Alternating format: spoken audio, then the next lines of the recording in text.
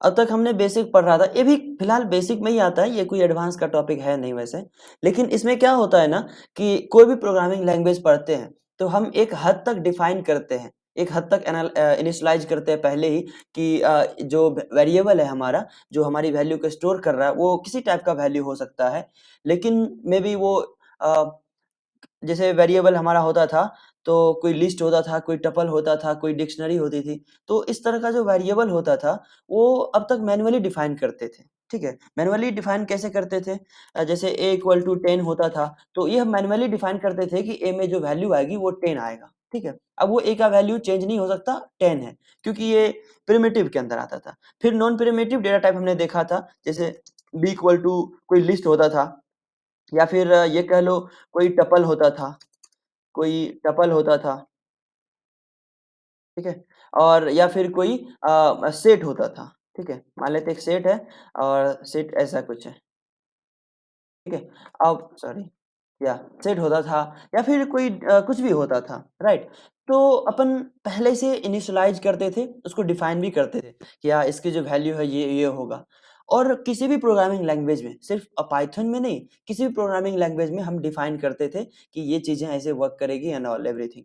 तो पाइथन जैसे सी पढ़ा था हमने, सी प्लस प्लस पढ़ा, तो हर एक चीज़ में आपने देखा कि हम पहले इनिशियलाइज़ कर देते हैं। बस पाइथन के अंदर थोड़ा-सा डिफरेंट हो जाता था कि मतलब उसमें अगर सी की बात करें तो इसमें ऐसे में इंट a इक्वल टू 10 ऐसा कुछ डिफाइन करना पड़ता था, लास्ट में ऐसा सेमीकोलन लगाना पड़ता था। बट पाइथन में ये सब नहीं करना पड़ता है, राइट? तो ये सब तो वो चीज़ें हैं जो हमने एक बार डिफाइन कर दिया। अच्छा, आप कोई प्रोग्रामिंग लैंग्वेज हम क्यों पढ़ते हैं? ताकि उससे हो सके तो वेबसाइट तैयार करें, या फिर कोई मोबाइल ऐप तैयार करें, या फिर कुछ भी डिज़ाइन करें, या फिर कोई ऐसा यूनिक चीज़ प्रोजेक्ट बनाएँ जो मेरे मन में एक आइडिया हो और उसको हम इम्प्लीमेंट कर पाएँ उस प्रोग्रामिंग लैंग्वेज की मदद से, राइट? तो आइडिया किस प्रकार का हो सकता है?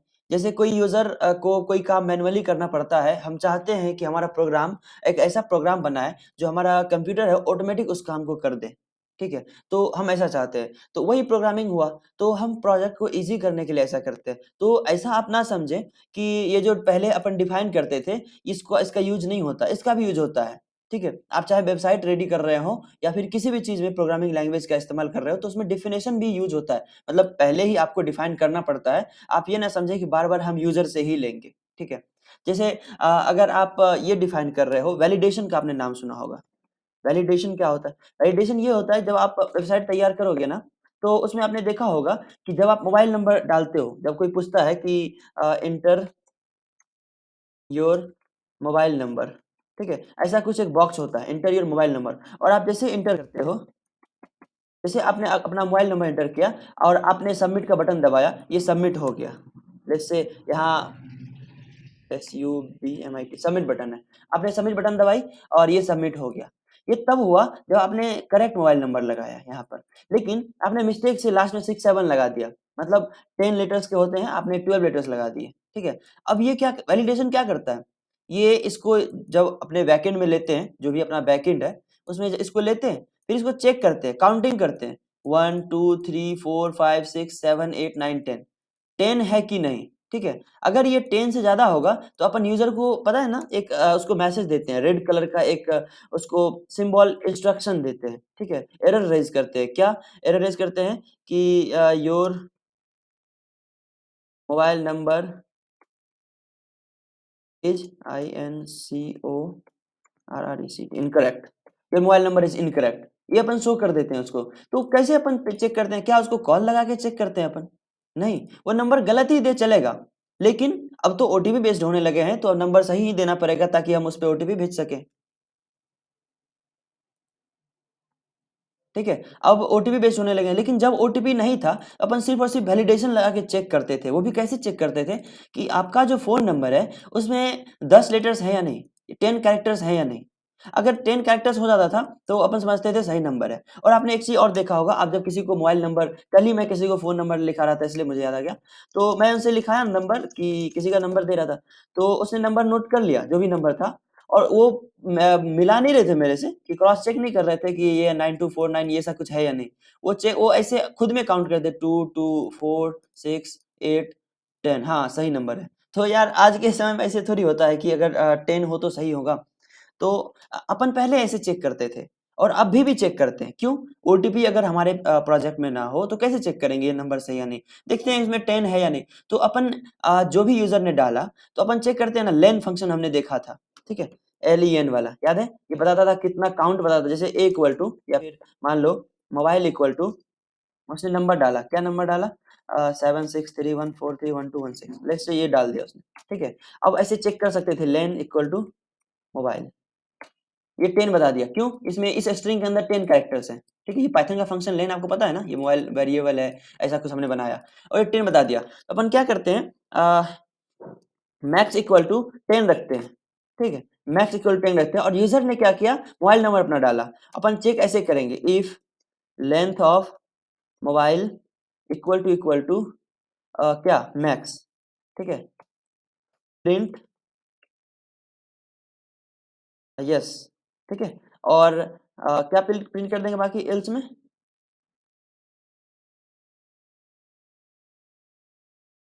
एल्स अपन इसको यहाँ करते हैं,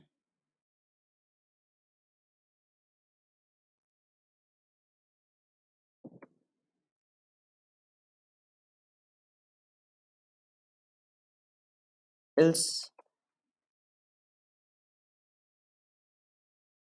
mobile number is not valid, please inter valid mobile number, like that, ठीक है?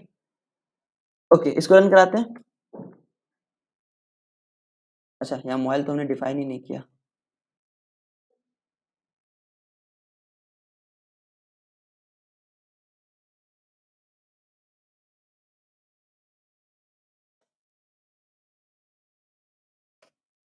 देखो क्या बताया इसने, mobile number is not valid, please inter valid mobile number. क्यों? या मैक्स भी हमने डिफाइन नहीं किया।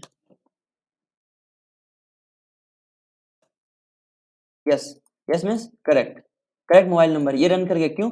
क्योंकि अपन ये 10 जो डिफाइन कर रहे हैं ना, ये यूजर डिफाइन नहीं है, ये यूजर डिफाइन है, ठीक है? ये यूजर डिफाइन है कि हम पहले से हमने ये, अब ये भी तो वेरिएबल है ना, ये भी वेरिएबल है और वेरिएबल ये भी है, पर ये यूजर डिफाइन नहीं है क्योंकि ये नंबर आप एक ही लोगों के लिए थोड़ी ना करोगे। अभी फिलहाल आपको जो दिख रही है ये यूजर डिफाइन है, ये हमने खुद से डिफाइन किया, लेकिन आपके पास एक एक लोगों के मोबाइल नंबर तो होंगे नहीं, आपके पास मल्टीपल मोबाइल नंबर्स होंगे और हजारों लाखों के मोबाइल नंबर्स होंगे, तो आप कैसे चेक करोगे?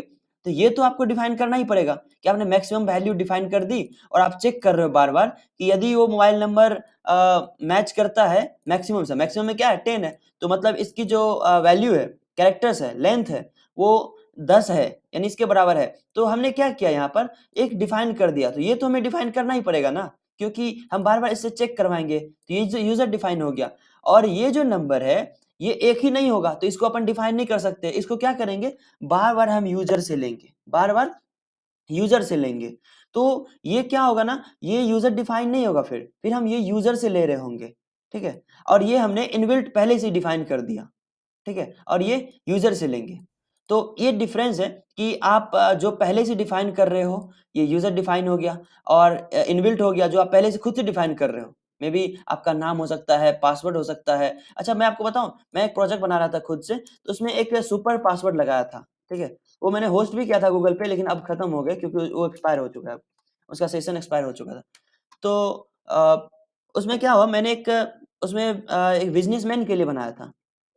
बिज़नेसमैन के लिए, तो उसमें अब वो तो कोई भी एक्सेस कर सकता था, ठीक है? क्योंकि मैं प्रोडक्ट की तो कोई ऐसा कुछ नहीं रखा था। तो क्या हुआ ना, मैंने एक सुपर पासवर्ड लगा दिया खुद से।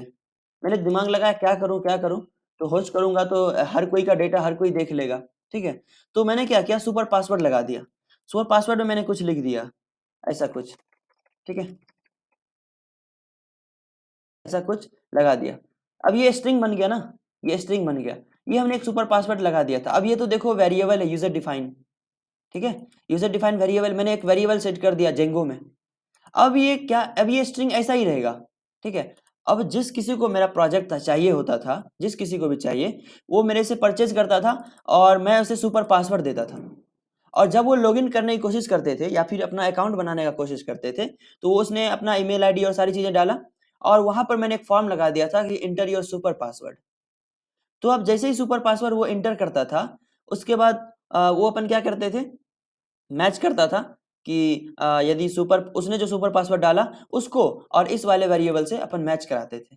और जब मैच कर गया तो उसका अकाउंट हम क्रिएट कर देते थे, और नहीं मैच करता था तो उसका अकाउंट क्रिएट नहीं करते थे। ठीक है? तो ये इसलिए ऐसा इस्तेमाल किया जाता है। एक वो वेरिएबल होती है जो आप खुद से डिफाइन करते हो, और एक वो जो आप यूजर से लेते हो। तो पाइथन सी और सी प्लस प्लस में आपने देखा होगा कि सी में कैसे करते थे, सॉरी, कैसे इनपुट लेते थे सी में, किसी को याद है? स्कैन लगाते थे शायद, स्कैन एफ लगाते थे, याद आ गया, स्कैन एफ लगाते थे, और उसके अंदर अपन शायद से मैं गलत हो जाएगा तो वो मत करना, क्योंकि ऐसा ही कुछ करते थे ना। चलो सी में कैसे भी करते थे, एक बार देख लेता हूँ।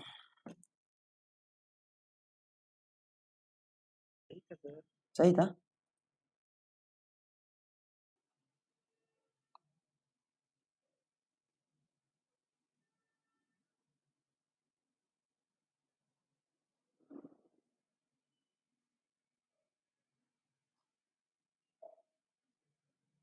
ये ऐसे लेते थे नहीं, ऐसे, हाँ ऐसे लेते थे, हाँ मैं सही लिख रहा था। तो ऐसे, और ये एम्परसेंड लगाते थे क्योंकि ये जो जहाँ पर स्टोर हो रहा था, ये जो पहले हमने डिफाइन किया कि इस जगह पे हमें स्टोर करना है, तो उसके लिए अपन क्या करते थे, एम्परसेंड लगाते थे। ठीक है? तो पाइथन के अंदर ना ये सब खत्म हो गया। अब आप चाहते हो कि आप खुद से डिफाइन नहीं करना चाहते हो, आप चाहते हो यूजर से लो आप डेटा।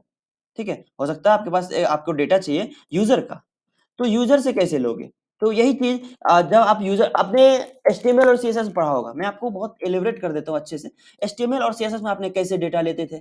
आप आप उसमें क्या करते थे, कोई टैग लगाते थे, एक फॉर्म बनाते थे, और फॉर्म के अंदर अलग अलग एट्रीब्यूट्स लगाते थे कि नेम डेटा चाहिए तो आप नेम नाम का एक डिव कैरेक्टर जो भी होता था इनपुट लगाते थे, ऐसा कुछ इनपुट। और इस इनपुट में आप जो चाहें, जैसा चाहें वैसा ले सकते थे। तो आपने देखा होगा कि आपने वहाँ टाइप भी डिफाइन किया है। टाइप इक्वल टू, अगर आपको टेक्स्ट में चाहिए तो ये टेक्स्ट में देता था। ठीक है? अगर आपको नंबर में चाहिए तो ये एचटीएमएल की बात कर रहा हूँ मैं, नंबर में देता था। ठीक है? आप जैसा चाहें वैसा कर सकते थे। और उसी तरह से पाइथन में भी अगर आपको डेटा यूजर से चाहिए, आप चाहते हो एक ऐसा प्रोजेक्ट बनाओ जिसमें आपको यूजर से डेटा लेना हो कि भैया आप इनपुट करो, मैं आपको बताऊंगा कि आपने क्या, या फिर जो भी करना हो उस वेरिएबल के अंदर रखना। जैसे आपने अभी सी में देखा, स्कैन लगाते थे और जिस टाइप का डेटा हमें चाहिए उस टाइप का हम लेते थे, और जिस वेरिएबल में हम रखना चाहते थे एम% की मदद से हम उस वेरिएबल में रख लेते थे। आपको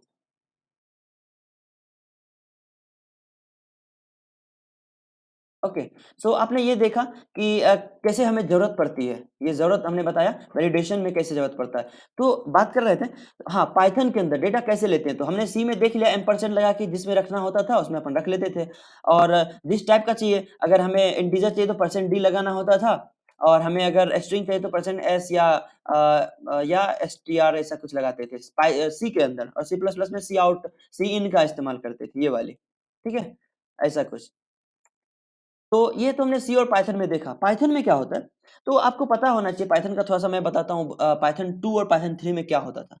पाइथन 2 के अंदर ना, जब पाइथन 2 पहले बहुत ज़्यादा पॉपुलर हुआ था, ठीक है? पाइथन 3 में तो बहुत सारे लाइब्रेरी आ गए, इतने ज़्यादा आ गए, और इतना कोड को ईज़ी कर दिया कि आप कुछ कह ही नहीं सकते। जैसे पाइथन 2 में क्या होता था, प्रिंट लगाते थे और स्पेस लगाते थे, ठीक है? और आप यहाँ पे जो प्रिंट करना चाहो वो प्रिंट कर सकते थे। पाइथन 2 के अंदर होता था। पाइथन 3 के अंदर क्या किया, स्पेस हटा दिया और ये पैरेंथेसिस लगा दिया, और इसके अंदर आप जो चाहे वो प्रिंट कर सकते हो। ठीक है? इस तरह से। तो उस तरह से कुछ बहुत सारी चेंजेज़ हुई पाइथन 2 से पाइथन 3 में। सेम इनपुट फंक्शन में भी कुछ चेंजेज़ हुए। पाइथन 2 के अंदर 2 तरीका था इनपुट लेने का। अच्छा, ये जो आपने लगाया था ना कि a इक्वल टू 10 पहले से डिफाइन किया, इसको स्टैटिक बोलते हैं। ये स्टैटिक होता था, और जब अपन यूजर से लेते हैं ना, वो डायनामिक होता है। ठीक है? स्टैटिक इनपुट क्या होता था, जो अपन पहले से ही सेट करते थे। ठीक है? और डायनामिक इनपुट क्या होता है, जो अपन यूजर से लेते हैं।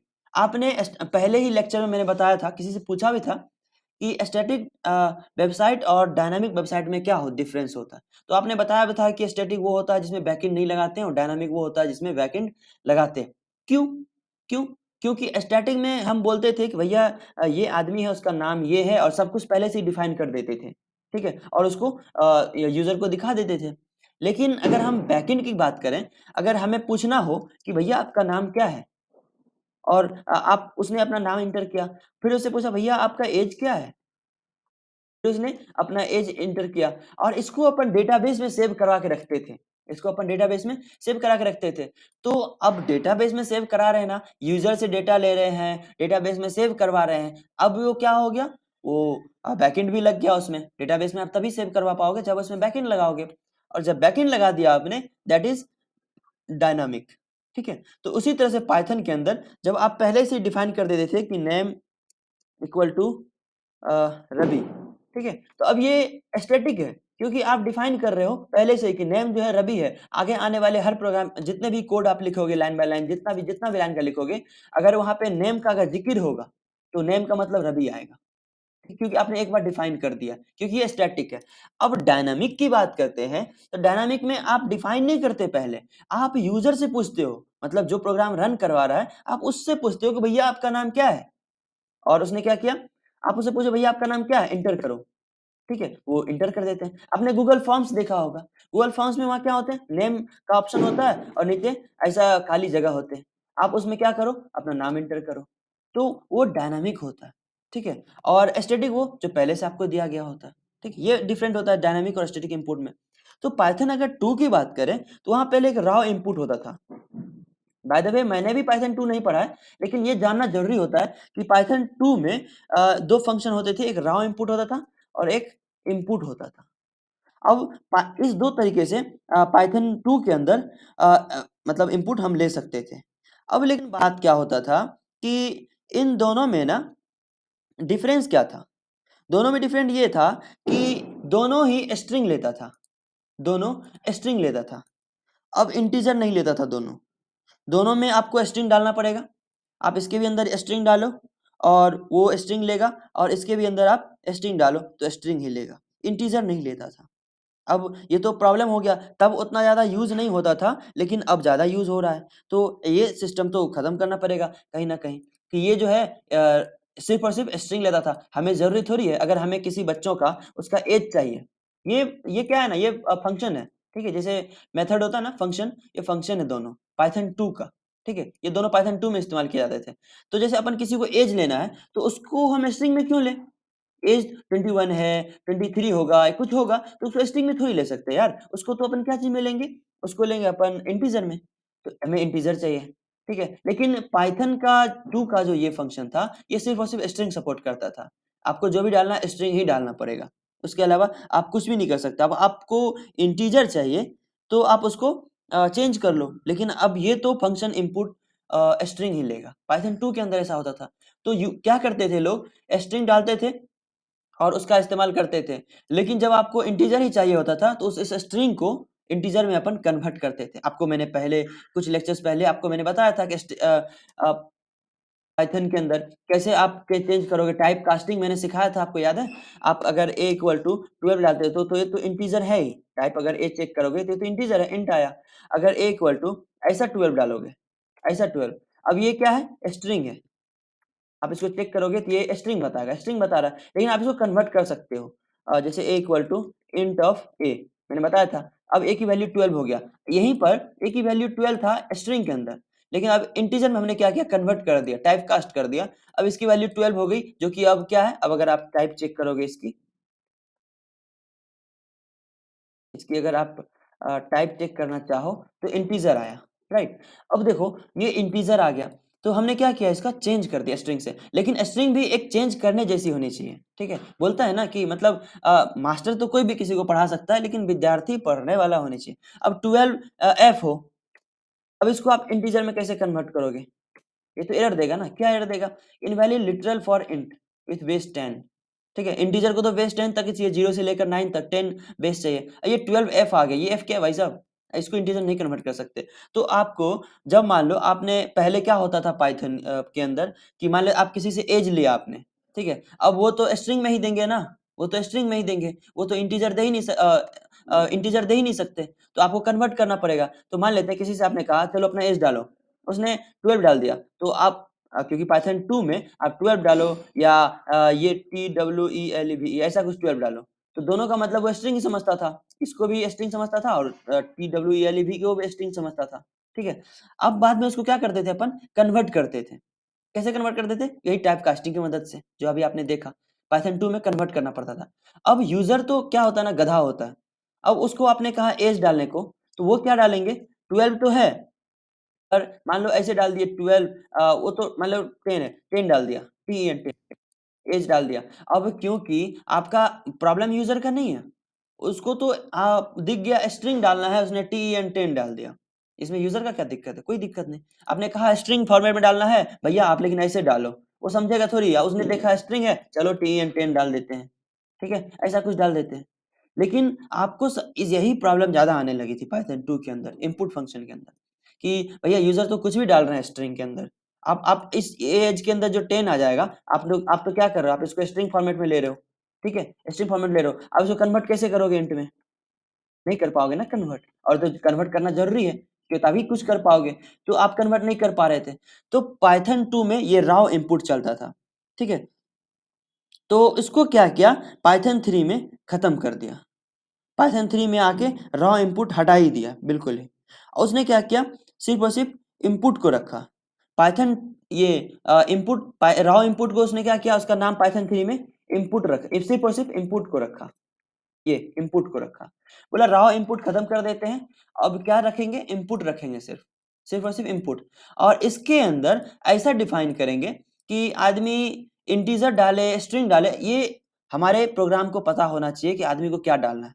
पहले सिर्फ और सिर्फ स्ट्रिंग डालना पड़ता था, 10 डालना हो, 12 डालना हो, नाम डालना हो, एड्रेस डालना हो, हर चीज में स्ट्रिंग डालना पड़ता था। लेकिन पाइथन ने अब क्या निकाला, एक इनपुट फंक्शन, वो भी कब, पाइथन 3 के अंदर। अब बता रहा है कि इस इनपुट फंक्शन के अंदर आपको ज्यादा मेहनत नहीं करना, ठीक है। आपको इंटीजर चाहिए, आप उसको बोलो भैया आप ऐसा, ये फंक्शन का जब इस्तेमाल करोगे, तो अगर आपको इंटीजर चाहिए तो वो यूजर सिर्फ और सिर्फ इंटीजर ही डाल पाएगा और कुछ नहीं डाल पाएगा।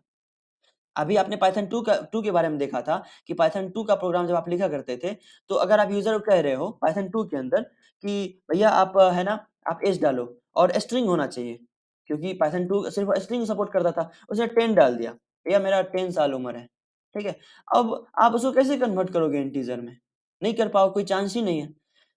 तो अगर वो 10 ऐसे डाला, तब तो आप कर पाओगे, तब तो कर पाओगे। लेकिन अगर क्योंकि आप बोले हो स्ट्रिंग डालना है ना, तो वो 10 डाल दिया तो नहीं कर पाओगे। उसी चीज को खत्म किया कौन, पाइथन 3 ने। पाइथन 3 में उसको क्या, इनपुट नाम रख दिया, सिर्फ और सिर्फ इनपुट। और आप जब यूजर से कह रहे हो कि भाई इनपुट डालो, अब यूजर जैसा इनपुट डालेगा, आप उसको कैच कर लोगे, और आप चाहते हो जैसा इनपुट लेना यूजर से वैसा ले पाओगे। जैसे आपने सी और सी प्लस प्लस में देखा कि आपको सिर्फ और सिर्फ इंटीजर आउटपुट चाहिए, तो आप परसेंट डी लगाते थे, और स्ट्रिंग चाहिए था तो परसेंट एस टी आर या परसेंट सी, जो भी आपको लगाना होता था, ये सब लगाते थे। लेकिन अब पाइथन के अंदर बस वही चीज करोगे। अब आपको स्ट्रिंग चाहिए तो स्ट्रिंग वाला यूज करो, इंटीजर चाहिए तो इंटीजर यूज करो, फंक्शन यही इस्तेमाल करना है, इनपुट।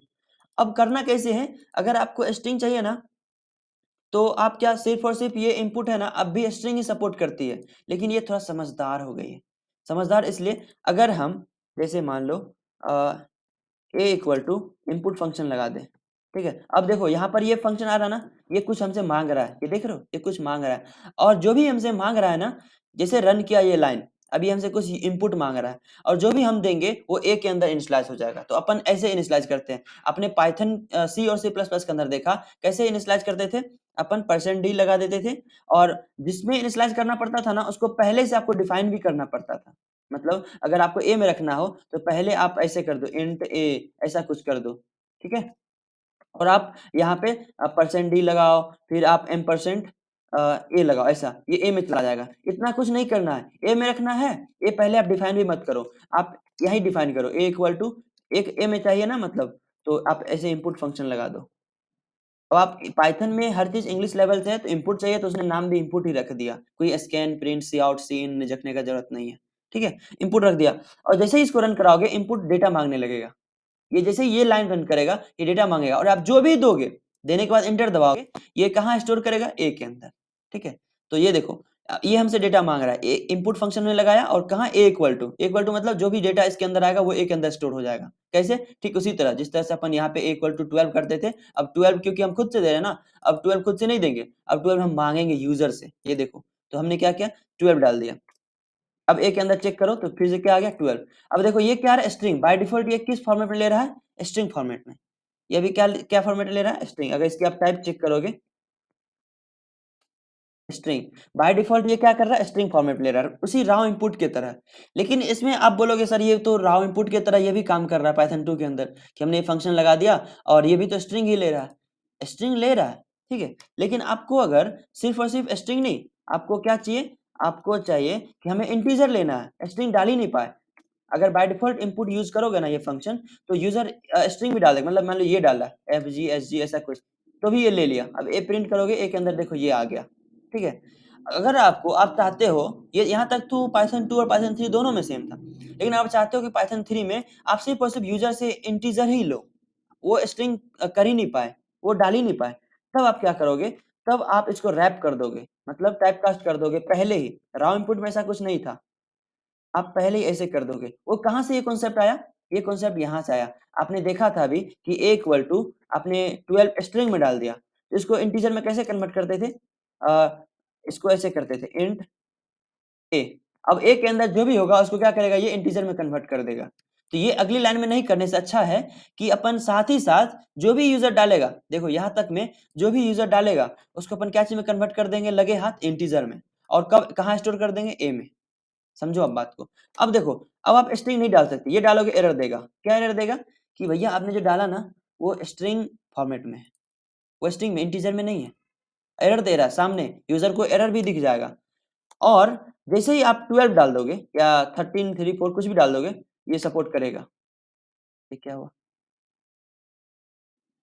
एक की एक्स्ट्रा दब गया। ठीक है? जैसे ही रन कराओगे 3, 4 फिर ऐसा कुछ डालोगे, ये रन कर गया और ए के अंदर देखो ये आ गया। अब अगर इसकी टाइप चेक करो ए का, इंटीजर बता रहा है, ठीक है? तो आप साथ ही साथ आप इंटीजर में कन्वर्ट भी करते जा रहे हो, ठीक है? तो आप जो भी वैल्यू डालो उसको ये क्या करेगा? इंटीजर में कन्वर्ट कर देगा। और अगर आप स्ट्रिंग डालोगे तो आपको पता ही है कि स्ट्रिंग को तो आप इंटीजर में कन्वर्ट नहीं कर सकते ना। हमने देखा था अभी कि अगर a इक्वल टू 10 हो और हम इसको इंटीजर में कन्वर्ट करने की कोशिश करें, तो दैट इज इम्पॉसिबल कि हम इंटीजर में उसी चीज को कन्वर्ट कर सकते हैं जिसका बेस 10 हो। और बेस 10 इन द सेंस कि 0 से लेकर के 9 तक, ठीक है? तो अगर हमको सिर्फ और सिर्फ स्ट्रिंग चाहिए, यूजर से सिर्फ स्ट्रिंग चाहिए। मान लो a इक्वल टू हमने डिफाइन किया नेम रवि, ठीक है? ये तो यूजर डिफाइन हो गया। अगर हमें यूजर से चाहिए, ठीक है, ये जो कि डायनामिक हो, ये तो स्टैटिक हो गया a इक्वल टू रवि, तो हम क्या करेंगे? a इक्वल टू a में ही रखना है हमको, ठीक है? तो क्या करेंगे? सॉरी, इनपुट फंक्शन लगाएंगे। क्या लगाएंगे? Input function. जैसे हम यूजर से डेटा ले सके, इनपुट लगा देंगे बस, और कुछ नहीं। Scan F percent A percent D M percent A D, ऐसा कुछ भी नहीं लगाना है। आपको बताना भी नहीं है कि स्ट्रिंग चाहिए, स्ट्रिंग डेटा चाहिए, क्या चाहिए। सिर्फ इनपुट फंक्शन लगा दो। कहाँ लगाओ? जहाँ पे आपको रखना है उसके इक्वल टू लगा के, मतलब क्योंकि जो भी इसमें अंदर डेटा आएगा, यूजर जो भी डालेगा वो कहाँ रखना है आपको? ए के अंदर, ठीक है? और जैसे इसको एंटर करोगे, ये देखो यहाँ पे बिलिंग करने लगा, मतलब मांगने लगा, ठीक है? अब इसके अंदर डाल दो क्या? रवि। अब फिर ए प्रिंट करो, ए के अंदर रवि आ गया, ठीक है? आप यूजर खुद दे रहा है डेटा।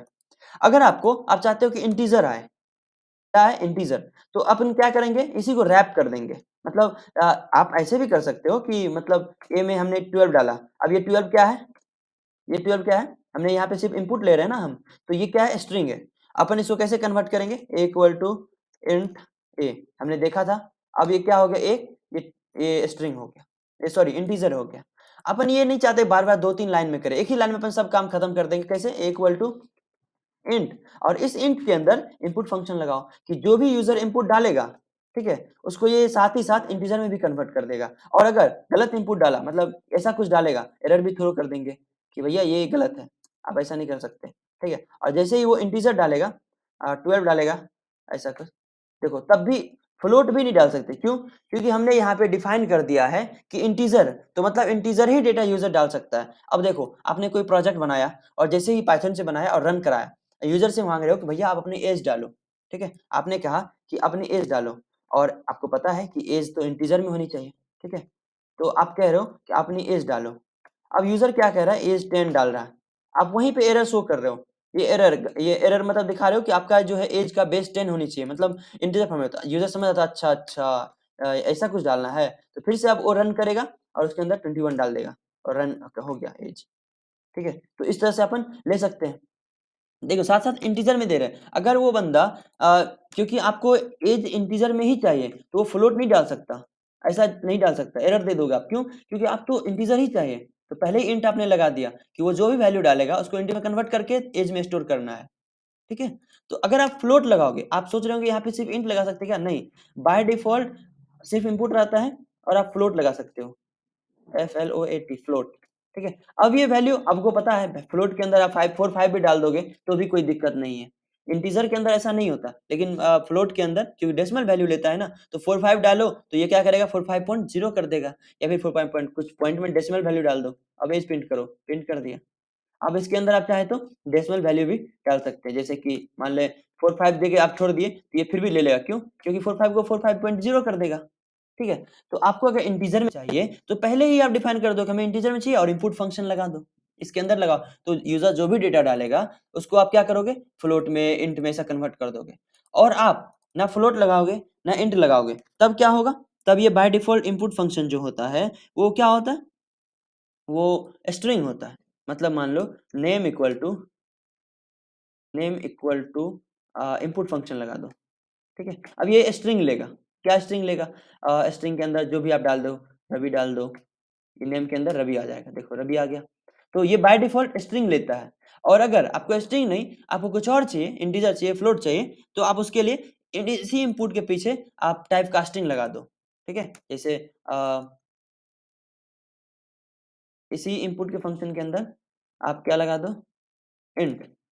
आपने ये समझ गया कि इंट लगा देंगे, और ये अब तो इसके अंदर ऐसा कुछ डालेंगे, लेकिन अब क्या होगा, आप इसके अंदर आप स्ट्रिंग नहीं डाल सकते, ठीक है। स्ट्रिंग डालोगे एरर एरर दे देगा कि भैया ये तो एरर है, आप ऐसा नहीं कर सकते, ठीक है। यहाँ तक समझ में आया इनपुट कैसे लेते हैं यूजर से? तो स्कैन एफ, सी आउट, सी इन जैसे वर्क करता था, इसी तरह से अब प्रिंट फंक्शन तो आपको पता ही है कि यहाँ से आप प्रिंट कर सकते हो,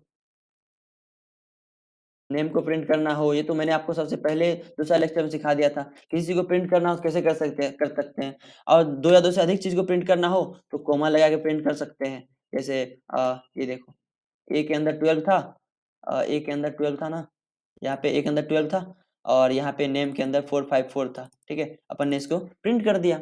तो आपने देखा कैसे प्रिंट कर सकते हैं, कैसे इनपुट ले सकते हैं, कैसे क्या कर सकते हैं, ठीक है। अब एक चीज और मैं दिखाता हूँ आपको कि जैसे सी और सी प्लस प्लस के अंदर आप जो यूजर से इनपुट ले रहे थे ना, तो एक चीज मैं दिखाता हूँ यहाँ पे, बहुत मजेदार चीज। जब सी और सी प्लस प्लस के अंदर आप यूजर से इनपुट आप ले रहे थे, ठीक है, तो वहां पे उससे पहले लाइन में आपको एक चीज डिफाइन करना पड़ता था। वो क्या था कि आपको इनपुट लेना है ना, तो यूजर कैसे बताते थे आप कि आप ये इनपुट डालो। जैसे आप HTML फॉर्म में आपने देखा होगा कि जब हम यूजर से इनपुट ले रहे होते हैं, इनपुट टैग में, ये इनपुट टैग होती है ना, input tag, INPUT, input tag लेना होता था। तो अपन जो भी यूजर से इनपुट लेते थे, आपको याद आया? ऐसे तो अपन बीच में बोल देते थे कि उसका नाम कुछ लिख देते थे, जैसे ENTER इंटर योर नेम, ऐसा कुछ लगाते थे। तो ये क्या करता था, सॉरी यहाँ ये नहीं होता था, ये कहाँ होता था, ये इसके ऊपर अपन कोई टैग लगाते थे, जैसे कि स्पैन, स्पैन टैग लगाते थे। स्पैन, रवि आपको HTML आता है, आप समझ रहे हो ना? हाँ, ऐसे स्पेन टैग लगाते थे और वहां फॉर्म में दिखाते थे इंटर योर नेम, और अगले, इसी में नहीं, ये तो सिर्फ दिखाने के लिए था, अगले वाले में अपन कुछ लेते थे यूजर से। अगर ये नहीं होता था, ऐसा इनपुट टैग लगाते थे और यहाँ पे नेम इक्वल टू, आपने जो भी डाला वो नेम नाम के वेरिएबल में आ गया, टाइप इक्वल टू जैसे टेक्स्ट, ठीक है, ऐसा कुछ लेते थे अपन। तो ये दिखाने के लिए कि इंटर योर नेम और टाइप यहाँ पर यूजर से जो डेटा लेते थे, ये अपन HTML में करते थे। मैं आपको दिखाता हूँ कैसे करते हैं, ठीक है। तो पहले ये जो पहला लाइन था HTML में, ये उसको दिखाना पड़ता था कि भैया आपको किस चीज का वैल्यू चाहिए, और जो दूसरा लाइन होता था जो आप वैल्यू ले रहे हो, इनपुट फंक्शन मतलब किसी यूजर से वैल्यू इनपुट कराना, और उसको आप कहाँ रख रहे हो, ठीक है, और उसको कहाँ रख रहे हो, दैट इज कि आप कैसे वैल्यू लेते हो। तो आपको मैं दिखाता हूँ, यहाँ पे मैंने लगाया है, ये नेम क्या है, ये जो नेम है अंदर लिखा हुआ आपको दिख रही है ना, ये नेम क्या है, ये हमने एक वही स्पैन लगाया कि आप है ना, आप जो वैल्यू डालोगे वो ये आपको शो कर रहा है कि आपको इस वाले में नेम डालना है, इस वाले में ईमेल डालना है, सब्जेक्ट डालना है, मैसेज डालना है, ठीक है। और एक्चुअली जो वैल्यू ले रहा है, ये जो वैल्यू ले रहा है ये इनपुट फंक्शन है, ये इनपुट फंक्शन है, जैसे आपने पाइथन में इनपुट फंक्शन देखा ना, पाइथन में आपने यहाँ पर इनपुट फंक्शन देखा ना, ये वही है, ठीक है। अब देखो ये इमेज ले रहे हैं, सब्जेक्ट ले रहा है, मैसेज ले रहा है, ठीक है। तो ये जो इनपुट फंक्शन ले रहा है वो अलग फंक्शन है, और ये जो दिख रहा है ना आपको कि इसके अंदर ईमेल डालना है, सब्जेक्ट दिखा हुआ लिखा हुआ, मैसेज डालना है, ये प्लेस होल्डर है। ये प्लेस होल्डर कैसे मैनेज किया जाता है? तो आपको कुछ लिख के दिखाना होता है कि इसके अंदर आपको क्या डालना है। उसी तरह से आपने देखा होगा कि सी और सी प्लस प्लस में वहां पे आपको प्रिंट करना पड़ता था। क्या प्रिंट करना पड़ता था? कि आप प्रिंट कर दो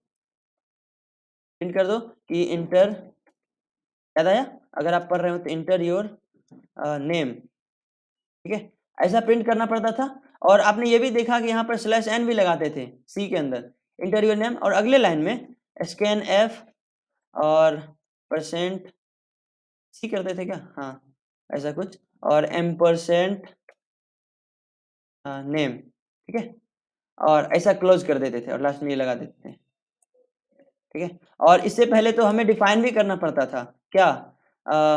स्ट्रिंग, स्ट्रिंग टाइप नेम, ऐसा कुछ, ठीक है। ये डिफाइन करना पड़ता था, और उसके बाद ये 3 लाइन में यूजर से इनपुट लेते थे। 3 लाइन लगता था आपको, आप रिलेट कर पा रहे हो ना? इसमें हमको बताना डिफाइन करना पड़ता था कि जो भी हम एक वेरिएबल डिक्लेयर करना पड़ता था ताकि उस वेरिएबल के अंदर हम डेटा रख सके। अगली लाइन में हमें ये दिखाना पड़ता था कि हमें क्या चाहिए, नाम चाहिए, उससे एज चाहिए, उसका डेट ऑफ बर्थ चाहिए, एड्रेस चाहिए, क्या चाहिए, फादर्स नेम चाहिए, लास्ट नेम चाहिए, फर्स्ट नेम चाहिए, हमको दिखाना पड़ता था कि भैया आपको ये प्रिंट करना, और अगले लाइन में हम डेटा उससे लेते थे और उसको स्टोर करते थे। पाइथन ने बोला चला जा यहाँ से, ठीक है। पाइथन ने क्या किया, उसको पहले आप वेरिएबल भी डिक्लेयर कर दो साथ ही साथ, ठीक है। उसके अगर आपको नेम चाहिए तो मतलब आपको स्ट्रिंग चाहिए, मतलब नेम नाम में आप रख रहे हो, जाहिर सी बात है आपको स्ट्रिंग चाहिए, आप इंट नहीं इस्तेमाल कर सकते ना, क्योंकि इंट में तो 1 2 3 12 ऐसा कुछ आएगा। तो आप क्या कहा, इनपुट, इनपुट लगाया ऐसा, तो ये क्या होगा, name equal to input function लगा दिए, तो जो इनपुट फंक्शन में जो आप लिखोगे वो नेम के अंदर स्टोर होगा। लेकिन आप उसको ये भी दिखाना चाहते हो कि आपको क्या चाहिए, ठीक है। ये तो आप बैकएंड का चीज है ना, ये तो आप कोड लिखो, यूजर को तो ये कोड दिखेगा नहीं, यूजर को सिर्फ और सिर्फ रिजल्ट दिखता है। ये आपने बैकएंड में लिखा है कि जो भी यूजर इनपुट देगा, जो भी वो डालेगा अपने टाइपिंग में, तो वो नेम के अंदर स्टोर हो जाएगा। लेकिन यूजर को दिखना तो चाहिए कि हम क्या डाल रहे हैं, क्या डालना है इसके अंदर, ठीक है। आप यहीं पे एक स्ट्रिंग में बता दो क्या, जो भी आपको लिखना है, यहाँ पे आप स्ट्रिंग एक लिख सकते हो, एक स्ट्रिंग आप बता सकते हो। अब इसी के अंदर आपको लिखना है, जो भी आप लिखोगे यूजर को वो शो कर जाएगा। अच्छा नाम डालना है, यहाँ डाल दो इंटर, जो भी स्ट्रिंग लिखना हो, योर नेम, ऐसा कुछ डाल दो। अब जैसे ही आप रन कराओगे, इनपुट फंक्शन के अंदर जो आपने लिखा है ये यूजर को दिखेगा एज ए प्लेस होल्डर। अभी आपने दिखाया था ना, नेम, सब्जेक्ट, मैसेज, वेबसाइट पे, तो यूजर को ये दिखने वाला है कि अच्छा नाम डालना है। फिर से आप यही चीज को ऐसा कुछ डाल दो, एज। अब ये एज, ये जो वेरिएबल है तो सिर्फ और सिर्फ आपको दिखेगा, बैकएंड इंजीनियर को दिख सकता है ना, ये यूजर को तो दिखेगा नहीं। यहाँ पे आप क्या लगा रहे हो, इंटर योर एज, ठीक है। अब ये एज ले, अब उस क्या ले रहा है नहीं ले रहा है उसको नहीं पता, नहीं यूजर को क्या दिख रहा है, इंटर योर एज, अच्छा एज डालना है, तो इसके आगे वो एज डाल देगा। और वो जैसे ही डाला, मतलब इनपुट फंक्शन से जो भी चीजें आई, आपको पता है एक चीज कि फंक्शन कभी ना कभी कोई ना कोई वैल्यू रिटर्न करता है बस। आपने कभी पाइथन के अंदर फंक्शन, सी और सी प्लस प्लस में इस्तेमाल किया होगा कोई फंक्शन, तो वो क्या करता है, उसका क्या काम होता है, कोई ना कोई वैल्यू रिटर्न करना।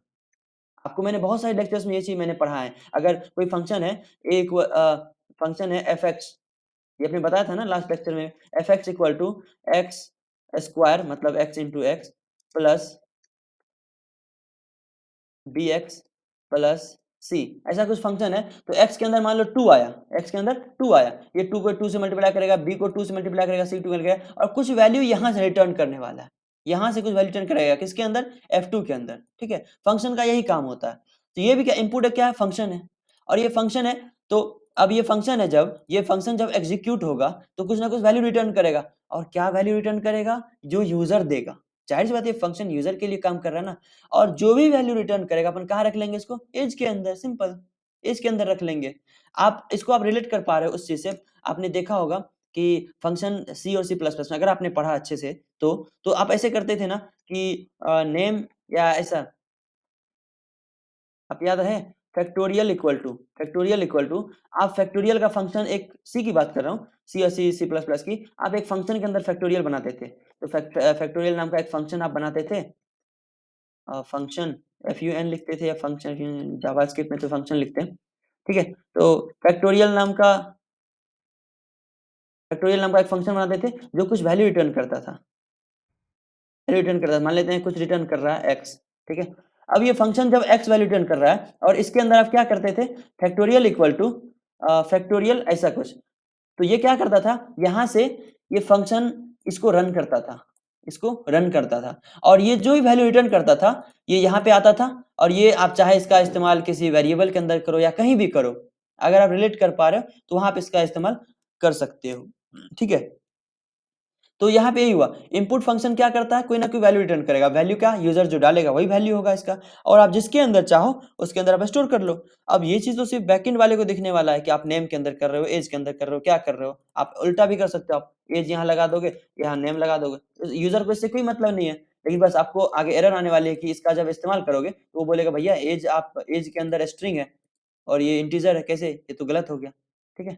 तो आप ऐसे नहीं कर सकते, मतलब आप अपने हिसाब से, ये रन टाइम एरर इसी को बोलते हैं ना, कि आपने यहाँ पे एज लिख दिया और यूजर से लिख कुछ और रहे हो, तो इसका ख्याल रखें। तो name equal to input function कुछ रिटर्न करेगा, क्या रिटर्न करेगा, जो भी यूजर डालेगा, और ये क्या होता है, इनपुट फंक्शन के अंदर आप जो भी स्ट्रिंग वैल्यू लिखोगे, याद रखना यहाँ पे आप ऐसे स्ट्रिंग ही लिखना पड़ेगा, क्योंकि यूजर को स्ट्रिंग ही दिखाना है ना आपको, ठीक है? तो इस स्ट्रिंग डाल दो, इंटर योर नेम, तो यूजर क्या देखेगा, अच्छा नाम इंटर करना है, फिर आप इसके अंदर एक स्ट्रिंग डाल दो, इंटर योर एज, तो एज जो भी आप लिखोगे वो प्रिंट कर देगा, ये इसके अंदर जो भी चीज आप लिखोगे as it is user print कर देगा, ठीक है? तो देखो, अब मैं एक डेमो के लिए ऐसे दिखा रहा हूँ कि एक एक कोड लिख रहा हूँ,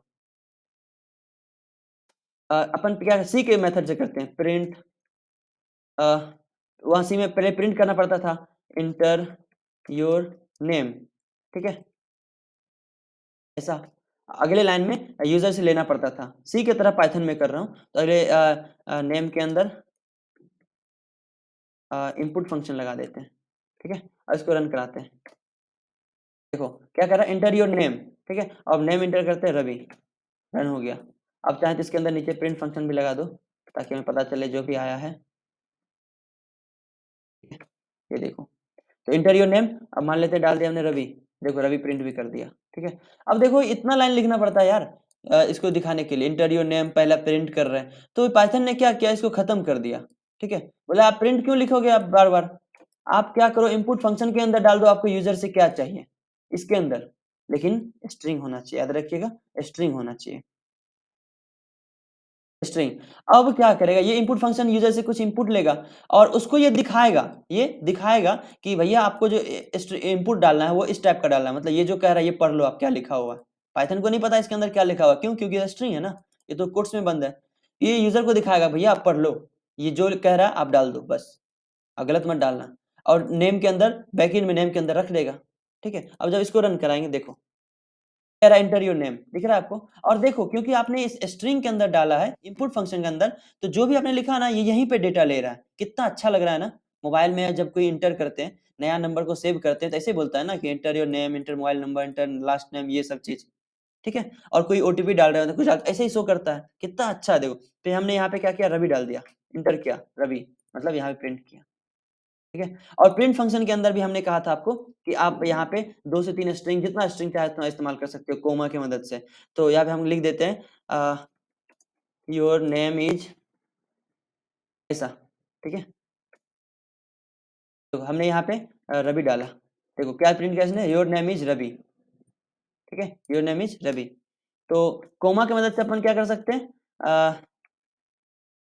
देखो your name is Mithun, print कर दिया इसने। तो यहाँ जैसे ही, मतलब आपने कहा, आपने देखा था, अब ये नेम भी क्या है, स्ट्रिंग है, यूजर से ले रहे हैं ना अपन, यूजर से ले रहे हैं तो ये स्ट्रिंग फॉर्मेट में आ रहा है ना, तो स्ट्रिंग है, और ये भी हमने एक स्ट्रिंग दिखाने, डिजाइन के पर्पज से, मतलब फॉर्म जो होता है ना हमारा कुछ इस तरह से ही वर्क करता है, तो अपन योर नेम इज और यहाँ पे नेम हमने लगा दिया, ठीक है? तो इस तरह से प्रिंट करा, ये तो आपका डिजाइन है, कैसे आप डिजाइन करते हो, कैसे यूजर को दिखाते हो, हमने बताया था। एस्केप कैरेक्टर्स भी मैंने आपको बताया था कि स्लैश टी लगाओगे तो ये टैब दिखा देगा, स्लैश एन लगाओगे तो अगला लाइन में दिखा देगा, तो ये सब डिजाइन के लिए होता है, ये सब जरूरी है, आपको आना चाहिए, मैंने आपको सिखाया भी है। तो अब देखो, इंटर योर नेम कर दिया और नेम में हमने स्टोर कर लिया, ठीक है? अब हमें एज चाहिए तो क्या करेंगे, एज के अंदर लगा देंगे। अब देखो एज तो हमें इंटीजर में चाहिए ना, अब इनपुट में भी ले सकते हैं पर हमें इंटीजर में चाहिए, इंट पहले लगा देंगे, और इंट के अंदर पहले इंट, मतलब जो भी यूजर डालेगा उसको ये इंट में कन्वर्ट कर देगा, और अगर नहीं गलत डाला एरर दिखा देगा, ठीक है? और यहाँ पे क्या लिख देंगे, इंटर योर एज, ठीक है, इंटर योर एज। देखो, तो हमें ये पहला पैरेंथेसिस लगाया इसके लिए और दूसरा ब्रैकेट बंद किया इंट के लिए। अब जो भी यूजर डालेगा और वो क्या कहाँ रख लेगा, एज में। पहले तो इंटीजर में कन्वर्ट कर लेगा वो साथ ही साथ, और अगर स्ट्रिंग डाला तो वहीं पे एरर दिखा देगा, ठीक है। तो अपन प्रिंट करके देख लेते हैं, name is your name is comma क्या नेम, जो भी यूजर डालेगा name, print your age is क्या, और यहाँ पे प्रिंट करके डाल देगा एज। अब देखो सी सी प्लस में कितना अच्छा है ये। अगर सी में लिखना होता ना तो आपको ऐसे लिखना पड़ता, योर नेम इज लगा के यहाँ पे आपको %d लगाना होता, और यहाँ पे M% या फिर जो भी आपको इस्तेमाल करता वो वैल्यू वहां पे आता, ठीक है। यहाँ पे ऐसा कुछ नहीं करना है आपको, ठीक है। तो आप योर नेम इज नेम मतलब ये पहला स्ट्रिंग में डाल दिया कि ये प्रिंट कर देगा योर नेम, और इसके बाद हम नेम प्रिंट कर देंगे। ये योर एज इज कर देगा, इसके बाद हम एज प्रिंट कर देंगे, ठीक है। और देखो इसको रन कराओ, ये क्या मांग रहा है, इंटर योर नेम यहाँ पे। तो मैंने क्या किया, नेम डाल दिया मिथुन, ठीक है। इसने बोला एज डालो, तो इसने मैंने क्या किया, मैंने एज डाल दिया 19, ठीक है। अब देखो प्रिंट कर दिया your name is Mithun, your age is 19। String string print कर रहा है। मैंने आपको बताया था दो स्ट्रिंग अगर प्रिंट करना हो तो बीच में कोमा लगा दो। तो ये भी एक स्ट्रिंग है, और एज के अंदर जो ले रहे हैं अपन ये तो इंटीजर है, ठीक है। तो अपने क्या किया, हमने डाला था 19, उसने 19 लिख दिया, ठीक है। अब अगर फिर से हम रन कराते हैं इसी चीज को, अब देखो फिर से कह रहा है इंटर योर नेम। अच्छा, इंटर योर नेम की जगह पे आप कुछ भी ले सकते हो, मतलब आपकी मर्जी है कि मतलब आप अपने, इसलिए आज मैं असाइनमेंट भी कुछ देने वाला हूँ। व्हाट इज योर नेम, ठीक है, what is your name, inter करो, ठीक है। देखो रन कर गया, पूछ रहा व्हाट इज योर नेम, जो भी आप लिखोगे प्रिंट कर देगा, और वो डेटा आपसे मांगने लगेगा। मैंने कहा हिमांशु, ठीक है। और व्हाट इज योर एज, मैंने कहा 21। और जैसे ही आप 21 के जगह पे आप कुछ ऐसा डाल दो 10, ठीक है, ऐसा डाल दो। तो देखो इंटर योर एज कह रहा एज डालो, और यूजर तो गधा होता है ना, उसने TN10 डाल दिया, ठीक है। और देखो एरर दे दिया, तभी भी एरर दे देगा क्या, कि भैया आप जो डाल रहे हो ना वो 10 बेस में होना चाहिए, ठीक है, क्योंकि आप एज डाल रहे हो, आपके पास इतना दिमाग होना चाहिए। हमारा प्रोग्रामिंग उसको डांट देगा, आपके पास इतनी तो बुद्धि होना चाहिए ना कि आप एज डाल रहे हो तो TN10 नहीं डालोगे, आप 1010 डालोगे, ठीक है। तो वो क्या करेगा, फिर से रन करेगा, अच्छा सॉरी सॉरी सॉरी ऐसे करेगा, फिर वो डालेगा हिमांशु, और फिर इस बार सुनेगा 21, ठीक है, योर एज इज 21। देखो प्रिंट कर दिया, क्योंकि हम अपन इंट ले रहे थे ना, यहाँ पे इंट ले रहे थे, तो अपन इंट प्रिंट कर दिया, ठीक है। तो यहाँ पे किसी को डाउट है,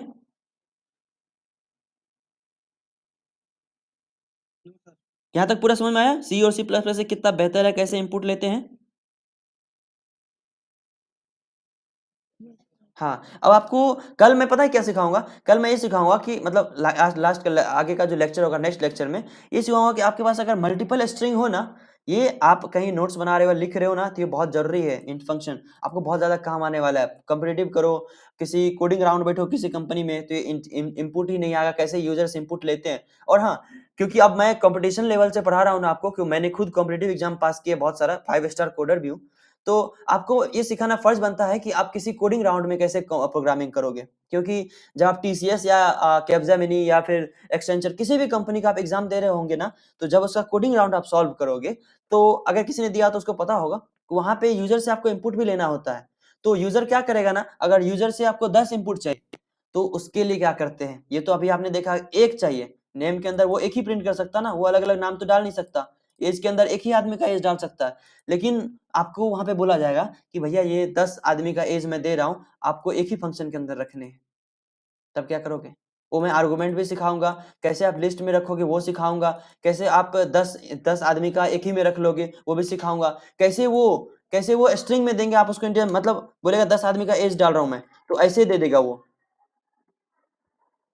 ऐसे दे देगा, ऐसे कुछ दे देगा, बोलेगा 10 आदमी का एज डाल रहा हूँ, स्पेस बाय स्पेस दे देगा, ठीक है। अब देखो ये पहले का है ये दूसरे का, अब भाई साहब वो उसने अगर ऐसे डाल दिया तो आप उसको अलग अलग कैसे करोगे, इनपुट तो डाल दिया उसने, आप उसको अलग अलग कैसे करोगे, ये सब मैं सिखाऊंगा आगे, ठीक है। तो ये बहुत जरूरी है, अब आगे जो भी लेक्चर होगी ना वो बहुत इंपॉर्टेंट होने वाला है। और उसके बाद मैं ये भी सिखाऊंगा कि अगर आपको एक से ज्यादा स्ट्रिंग चाहिए होता है, जैसे बीच बीच में कहीं कोई वैल्यू क्रिएट करना हो, जैसे आपने देखा कि योर एज इज, मुझे ये एक ही लाइन में प्रिंट करना हो, एज और नेम दोनों, कैसे करेंगे?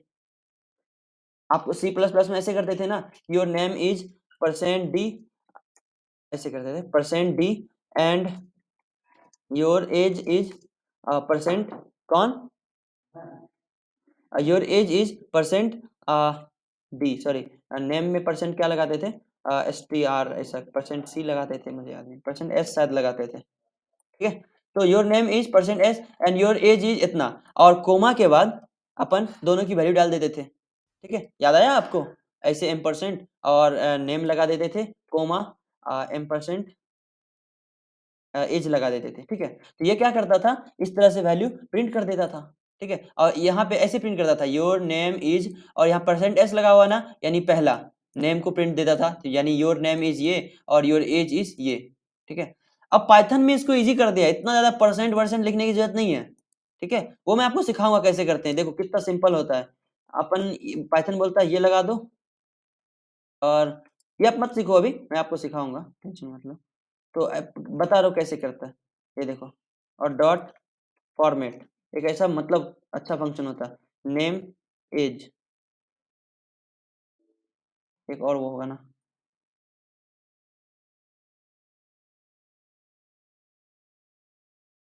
What is your name Ravi, what is your age, देखो एक ही लाइन प्रिंट कर दिया, your name is Ravi and your age is 21। String formatting, string बनाने में कितना ज्यादा यूज होता है, मतलब हम यूजर से अलग अलग ले रहे हैं और उसको एक ही साथ प्रिंट कर रहे हैं।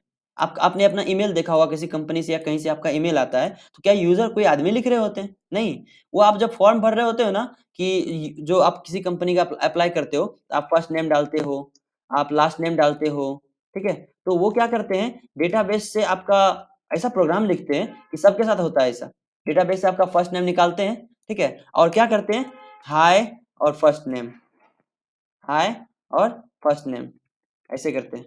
अगर वो जेंगो से वेबसाइट होगा, पाइथन से, तो ऐसे करेंगे, हाय और फॉर्मेट, इसके अंदर क्या करेगा वो, आपके डेटाबेस से निकाल के फर्स्ट नेम डाल देगा। तो मतलब आपके पास जो मैसेज आएगा वो ऐसा कुछ आएगा, हाय रवि, जो भी आपने फर्स्ट नेम डाला है, आपको लगता है कि वाह क्या अच्छा ग्रीटिंग्स दिया है, पर ये प्रोग्रामिंग कर रहा होता है, हाय रवि, ठीक है। तो ये सब मैं सिखाऊंगा कैसे एक ही स्ट्रिंग के अंदर मल्टीपल वेरिएबल को आप ऐड कर सकते हैं, जोड़ सकते हैं, बना सकते हैं कुछ नया स्ट्रिंग, तो इनपुट लेके, तो ये तो मैं लास्ट में सिखाऊंगा, पहले आपको दिखा दे एक ही लाइन में सारी चीजें कैसे करते हैं। पर असाइनमेंट, असाइनमेंट आज का असाइनमेंट आपका क्या है, असाइनमेंट ये है, पहला तो ये कि आपको एक फॉर्म बनाने हैं, फॉर्म में आपको मल्टीपल स्ट्रिंग लेने हैं, और करना क्या है, क्या क्या होना चाहिए फॉर्म के अंदर,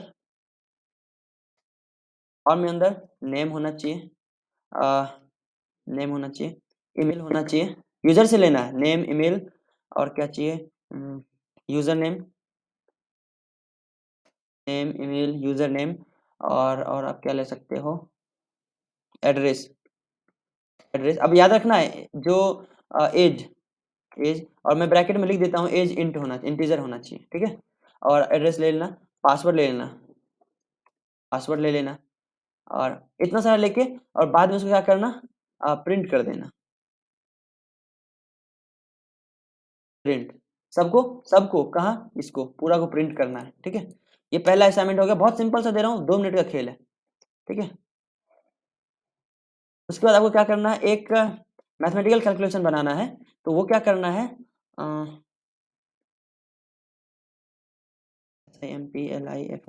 सिंप्लीफिकेशन, ठीक है। इसमें आपको करना क्या है मैं बताता हूँ, इसमें यूजर से क्या लेना है, एक एक्स लेना है जो कि इंटीजर होगा, ठीक है? और एक वाई लेना है जो कि इंटीजर होगा, ठीक है, और एक जेड लेना है जो कि इंटीजर होगा। आपको फाइंड क्या करना है, ये सब यूजर से लेना है, इंटीजर टाइप का, आपको पता है ना, आईएनटी ब्रैकेट में कैसे लगाते हैं, आपको पता हो गया अच्छे से, प्रैक्टिस जरूर, अगर जो आज प्रैक्टिस ये नहीं किया, बिलीव मी, ये लाइफ टाइम आपको प्रॉब्लम छाएगा। और ये ऐसा चीज है जो किसी भी कॉम्पिटेटिव प्रोग्रामिंग में या कोडिंग राउंड में बैठते ही पहला आपको यूजर से इनपुट लेना पड़ेगा, तो मेक श्योर आप इनपुट फंक्शन से इतना ज्यादा रूबरू हो जाए कि कॉम्पिटेटिव प्रोग्राम में आपको डर ना लगे, ठीक है।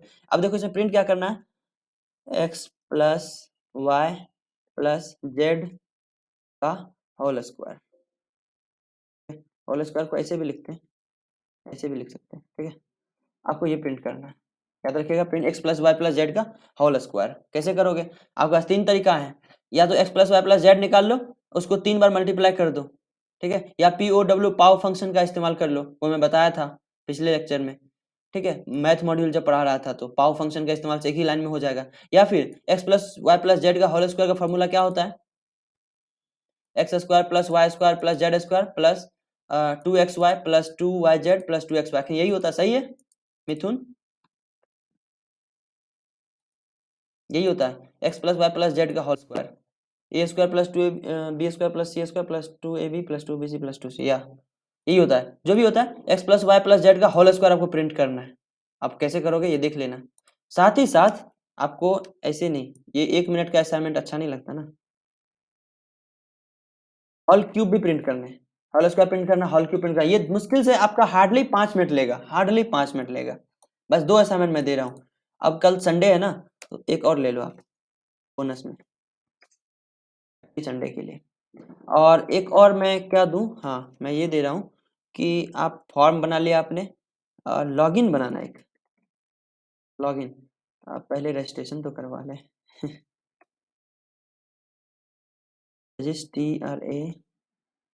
रजिस्ट्रेशन, ठीक है। आप रजिस्ट्रेशन में क्या करना, उसका आप डेटा चाहिए आपको, ठीक है, और डेटा में क्या लेना आप, मोबाइल मोबाइल नंबर लेना, जो कि इंट होना चाहिए, ठीक है, मोबाइल नंबर ले लेना, उसका DOB डेट ऑफ बर्थ ले लेना, ठीक है, डेट ऑफ बर्थ ले लेना, मोबाइल नंबर ले लेना, और क्या ले सकते हो, हाँ ठीक है, मोबाइल नंबर लेना और डेट ऑफ बर्थ लेना, और प्रिंट क्या करना ये देखो आप, थोड़ा सा लॉजिक दे रहा हूँ अपने से, अपने दिमाग से, अपने एक्सपीरियंस के आधार पर प्रिंट क्या करना आपको। अच्छा, मोबाइल नंबर आप इंटीजर मत लेना, स्ट्रिंग ले लेना, ठीक है, और डेट ऑफ बर्थ आपको जैसे लेने का होगा आप ले लेना।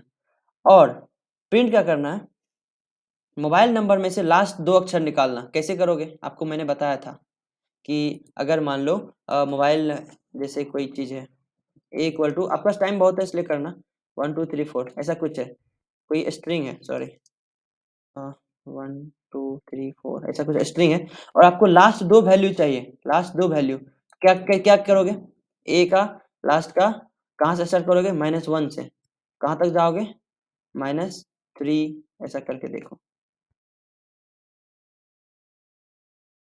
या फिर ऐसे जा सकते हो ना, ये देखो कहाँ तक है, 0 1 2 3, 3 तक है, तो आप 0 से जाओ, सॉरी 0 1 1 से जाओ कहाँ तक, लास्ट तक, 2 3 प्रिंट किया, तो आप 1 से नहीं जाओगे, आप कहाँ जाओगे, 2 से कहाँ तक, 4 तक, 3 4, देखो लास्ट का 2 डिजिट मिल गया ना, यानी यूजर जो भी इनपुट करेगा मोबाइल नंबर, उसका लास्ट का 2 डिजिट निकालना है, multiplication of last 2 digit of mobile and date of year, date of year, ठीक है, आपको ये करना, मैं समझा देता हूँ ये, अगर किसी को समझ में नहीं आया तो आई थिंक आपको समझ में आ गया। यूजर जैसे ही मोबाइल नंबर डालेगा स्ट्रिंग में लेना आप, और डेट ऑफ बर्थ ये भी स्ट्रिंग में ही लेना आप, ठीक है, स्ट्रिंग में ही लेना। ये नॉर्मल सा असाइनमेंट दिया हूँ, कुछ भी नहीं है, 2 मिनट का आपका काम होगा, आपका लॉजिक पे डिपेंड करता है, आपका लॉजिक कैसा। आप क्या प्रिंट करना, ये यूजर ने मोबाइल नंबर डाला, डेट ऑफ बर्थ डाला, डेट ऑफ बर्थ कैसे डालेगा यूजर, ऐसे डालेगा, जैसे आप उससे स्ट्रिंग ले रहे हो, तो स्ट्रिंग में तो कुछ भी हो सकता है, मोबाइल नंबर ए 1 2 3 4 5 ABCD कुछ भी हो सकता है, ठीक है, उसे ऐसे लेना, जैसे मान लेते हैं 21, और ऐसा कुछ यूजर डाले 199, ऐसा कुछ डाले यूजर, अगर डाले तो लास्ट का हमें 4 चाहिए, लास्ट का हमें 4 चाहिए, 4 डिजिट, इसका डेट ऑफ लास्ट का 4 वही ना डेट ऑफ ईयर होता है, लास्ट का 4, तो यो वो निकाल लेना, कैसे, ये स्लाइजिंग के मेथड से, मैंने आपको पढ़ाया था स्लाइजिंग कैसे करते हैं, ठीक है, स्ट्रिंग और लिस्ट सारी चीजें में पढ़ाया था। अब क्या करना, इसका डेट ऑफ बर्थ जो भी इनपुट यूजर डालेगा, उसका लास्ट 4 डिजिट निकाल लेना, तो वो डेट ऑफ ईयर होगा, और मोबाइल नंबर का लास्ट 2 डिजिट निकाल लेना, और उसका मल्टीप्लाई प्रिंट कर देना, ये आपको समझ में आएगा। किसी को कोई डाउट है असाइनमेंट में?